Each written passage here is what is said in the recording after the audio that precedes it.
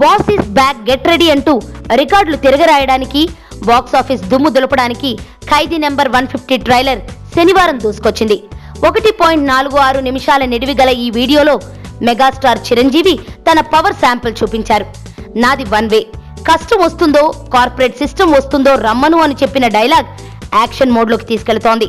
వడ్ల గింజల నుంచి తాలింపు గింజల దాకా, కందిపప్పు నుంచి కరివేపాకు దాకా, మిరప నుంచి మిరప దాకా ఆ పల్లెటూరు నుంచే రావాలి అంటూ గ్రామాలను మరవకూడదని, రైతులను కష్టపెట్టించకూడదనే చిరు సందేశం ఇచ్చారు.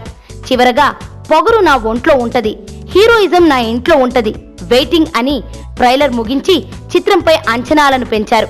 కేవలం యాక్షన్ సందేశాత్మక చిత్రం అనుకుంటే పొరపాటే. చిరు అభిమానులు ఆశించే పాటలు, కామెడీ కూడా మిస్ కాలేదని ఈ వీడియో స్పష్టం చేసింది.